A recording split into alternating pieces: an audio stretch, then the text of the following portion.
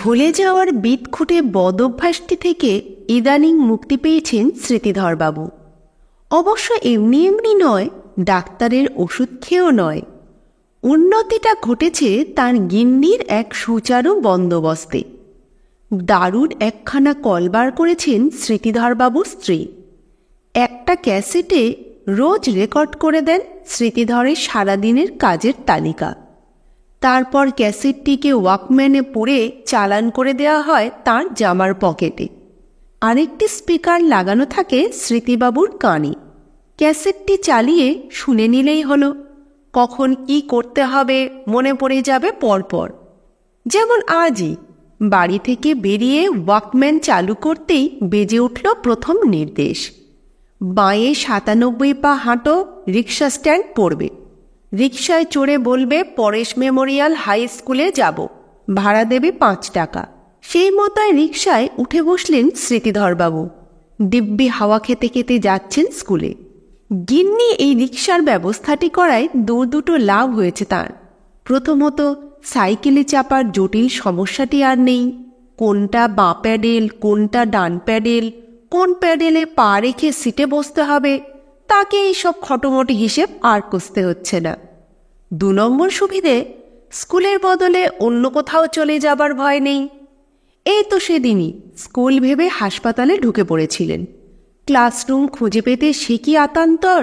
ছাত্ররা সব ডেস্ক বেঞ্চের বদলে সার দিয়ে বেডে শুয়ে, ডাক্তার নার্সরা ভুল ধরিয়ে না দিলে কি যে হতো সেদিন! তা ওই ঝকমারি আর নেই এখন।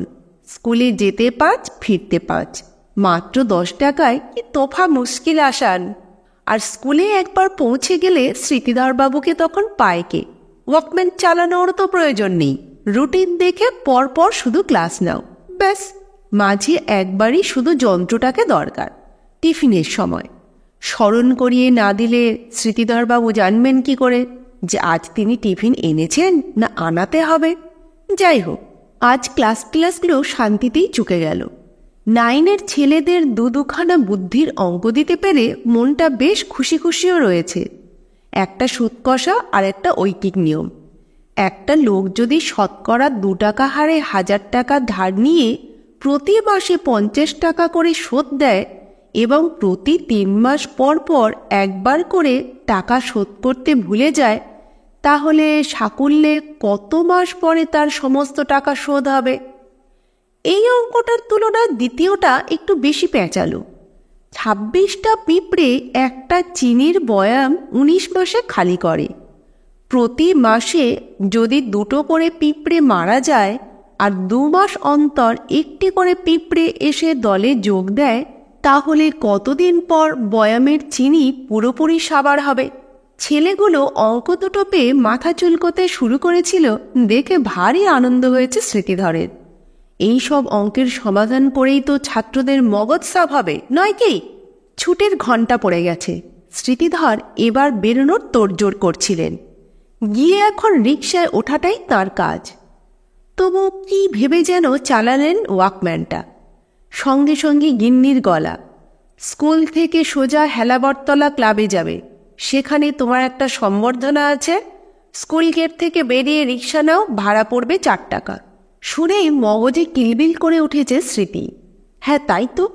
পরশু সন্ধেয় জনাচারেক ছেলে এসেছিল বাড়িতে, হেলাবরতলা ক্লাবের সদস্যদের পক্ষ থেকে। অঙ্কে অসামান্য প্রতিভার জন্য তারা এবার মরীচিকা পুরস্কার দিয়ে সম্মানিত করতে চায় স্মৃতিধরবাবুকে। এসে নিয়ে যেতেই চেয়েছিল তারা স্কুল থেকে। স্মৃতিধরই বলেছেন অত হ্যাপার প্রয়োজন নেই, তিনি নিজেই চলে যাবেন। ভাগ্যিস ওয়াকম্যানটা ছিল, নইলে অনুষ্ঠানটার কথা তো ভুলেই মেরে দিতেন। মনে মনে গিন্নিকে ফের একবার তারিফ জানিয়ে রিকশা ধরলেন স্মৃতিধর। মিনিট 5-এর মধ্যেই পৌঁছে গেলেন হেলাবরতলা। ক্লাবের সভ্যরা স্মৃতিধরবাবুর জন্যই অপেক্ষা করছিল। ছুটে এসেছে, আসুন স্যার, আসুন স্যার। রিকশা থেকে নামতে নামতে প্রফুল্ল মুখে স্মৃতিধর বললেন, আমার দেরি হয়নি তো? একটুও না, আপনি যে এত পাংচুয়ালি আসবেন ভাবতেই পারিনি। এই সময় নিয়ে আমার একটা অঙ্ক আছে বুঝলে। একটা লোক 13 মিনিটে 1 মাইল রাস্তা হাঁটতে পারে, একদিন সে 200 গজ গিয়ে আর এগোতে পারলেন না স্মৃতিধর। উদ্যোক্তা ছেলেগুলো হাঁ হাঁ করে উঠেছে। অঙ্কটা পরে হবে স্যার, আপনি আগে ভেতরে চলুন। স্মৃতিধর বড়সড় ক্লাব ঘরটার অন্দরে ঢুকলেন। শুভ্রদের অধিকাংশই তার প্রাক্তন ছাত্র। এসে তারা প্রণাম করে যাচ্ছে ঢিপ ঢিপ। সবকটা মুখকেই ভীষণ চেনা চেনা লাগে, তবু কাউকেই ঠিক পুরো চিনে উঠতে পারছেন না। নামধাম স্কুল থেকে পাশ করার বছর শুনে শুনে মনে পড়ছে একটু একটু, আবার গুলিয়েও যাচ্ছে। স্মৃতিধর অবশ্য ছেলেগুলোকে নিয়ে বেশি ভাবার অবকাশ পেলেন না। হলের ধারে ছোট্ট মঞ্চ প্রস্তুত, সেখানে ওঠার জন্য ডাকাডাকি করছে উদ্যোক্তারা। মধ্যিখানের গদি আঁটা চেয়ারে স্মৃতিধর বসলেন গ্যাট হয়ে। পাশে ক্লাবের সভাপতি পাঁচকড়ি তলাপাত্র। নামটার মধ্যে একটা অঙ্ক অঙ্ক গন্ধ আছে বলে লোকটাকে ভারী পছন্দ হয়েছে স্মৃতিধরের। নিজেই যেচে আলাপ জমিয়েছেন। হাসি হাসি মুখে জিজ্ঞেস করলেন, পাঁচকড়ি বাবু কি এখানেই থাকেন? হ্যাঁ মাস্টারমশাই। পাঁচকড়ি বিনয়ে গদগদ। আমি এখানকার মিউনিসিপ্যালিটির চেয়ারম্যান। বাহ বাহ, তা আপনার ছেলেপুলে কটি? 2 ছেলে, দুজনেই আপনার স্কুলে আছে। তাই নাকি? কি নাম বলুন তো? 3 কড়ি আর 1 কড়ি। শুনে বড় প্রীত হলেন স্মৃতিধর। পাঁচকড়ি বাবু তো বেশ অঙ্ক মেনে চলেন। নাম ধারাবাহিকভাবে 2 করে কমেছে। কিন্তু এরপর আরেকটি পুত্র হলে কি করবেন পাঁচকড়ি? 1 কড়ি থেকে 2 কমলে তো -1। তাহলে কি -1 কড়ি? কেমন শ্রুতিকটু লাগবে না? ভাবনাটা নিয়ে খেলতে পারলেন না স্মৃতিধর। অনুষ্ঠান শুরু হয়ে গেছে। পুষ্পস্তবক দিয়ে তাদের বরণ করল একটি বাচ্চা মেয়ে। তারপরে উদ্বোধনী সঙ্গীত শেষ হতে না হতেই সভাপতির ভাষণ। গলা কাঁপিয়ে কাঁপিয়ে জব্বর এক বক্তৃতা দিলেন পাঁচকড়ি তলাপাত্র। অঙ্কের প্রতি স্মৃতিধরবাবুর নিষ্ঠা, ছাত্রদের অঙ্ক শেখানোর জন্য স্মৃতিধরবাবু কতটা যত্নবান, তার প্রেরণায় পরেশ মেমোরিয়ালের ছেলেরা অঙ্কে কত উন্নতি করেছে, এসব নিয়ে ছাড়া 1 ঘন্টা ভাষণ দিলেন।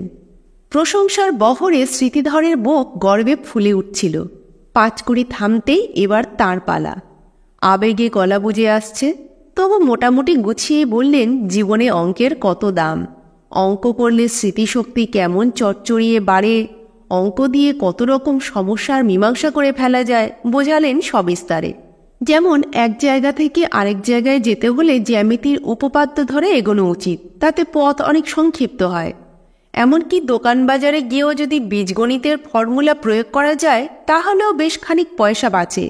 আর পাটিগণিত তো জীবনের প্রতি পদেই কাজে লাগছে, সে বাগান করাই হোক কি বাড়ি বাড়ানো, সবই তো পাটিগণিতের হিসেব। স্মৃতিধরের জ্ঞানগর্ভ বক্তৃতায় ধন্য ধন্য পড়ে গেছে। কেউই প্রায় কিছুই বোঝেনি, কিন্তু শেষ হতেই বিপুল করতালি। এবার পুরস্কার বিতরণ। হেলাবরতলা ক্লাবের পক্ষ থেকে সোনার জল করা মরীচিকা মেডেলটি পাঁচকড়ি বাবুই ঝুলিয়ে দিলেন সকলের প্রিয় মাস্টারমশায়ের গলায়। সঙ্গে 1 সেট ধুতি পাঞ্জাবি, প্রকাণ্ড 1 হাঁড়ি রসগোল্লা আর একটি ওজনদার মানপত্র। স্মৃতিধর আহ্লাদে ডগমগ।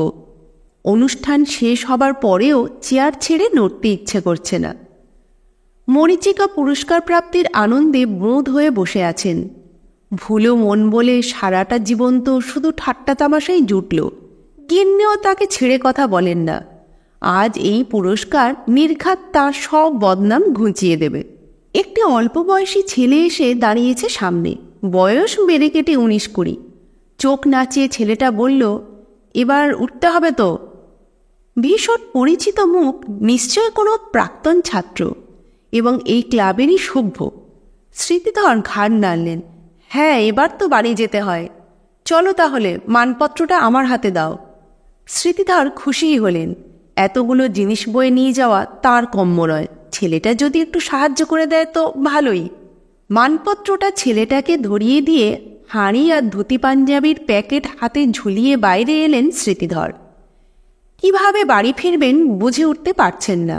ছেলেটা সঙ্গে যাবে বোঝাই যাচ্ছে, কিন্তু রিক্সা ধরবেন কি? গিন্নি এ ব্যাপারে কি বলেছেন? ওয়াকম্যানটা চালিয়ে শুনে নেবেন।